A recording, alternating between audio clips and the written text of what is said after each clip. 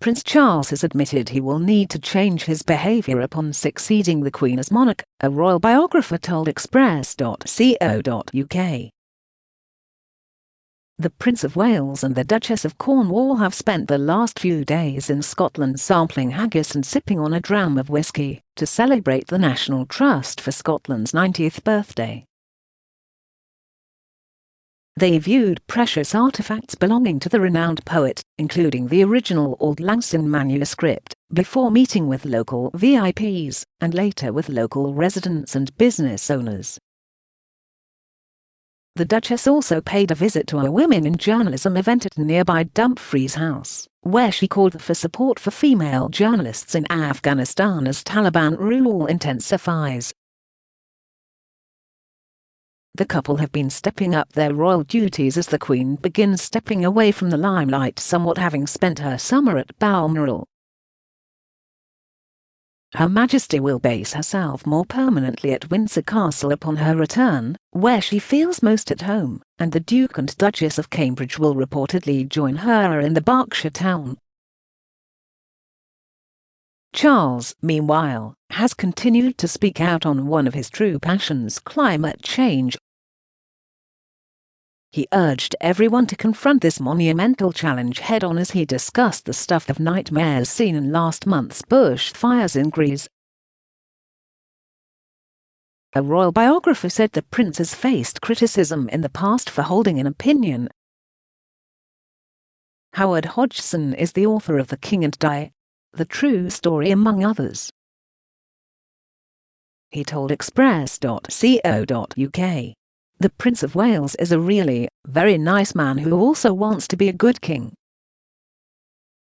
Although he has been criticised in the past for actually having a point of view on things like architecture or climate change.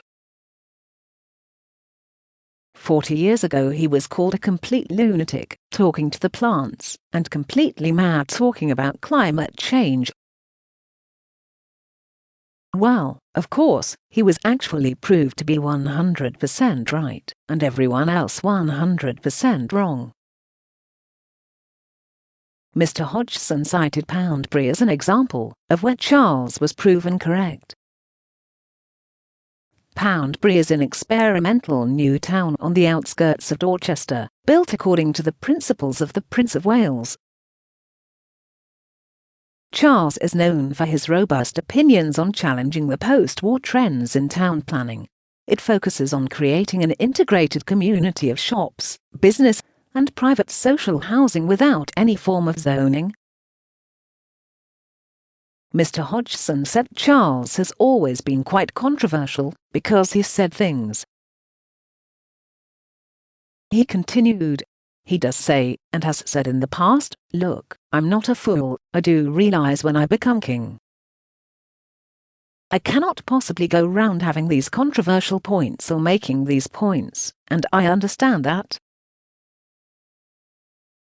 Charles has, in fact, been planning his monarchy for a long time. He wishes to slim down the royal entourage and the focus of it to be mainly about the Queen, himself, the Duke of Cambridge and Prince George. Mr. Hodgson explained he plans to focus largely on the line of succession, a plan he has had in place for several years now.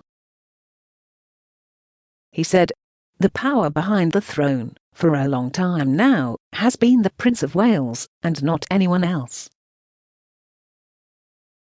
Until maybe 10 years ago, the Duke of Edinburgh had a lot of say in these things. The Queen has, over the whole period of her lifetime, listened. The reason why she's been such a successful monarch is because she is actually very compliant to what her advisors want to do. The driving force behind the family was Prince Philip, Mr. Hodgson explained. He had significant influence on the Queen, although probably not quite as much as government or civil servant appointments. However, that has changed now. Mr. Hodgson said, the royal household is run by Prince Charles, and he's decided that's the way it's going to go.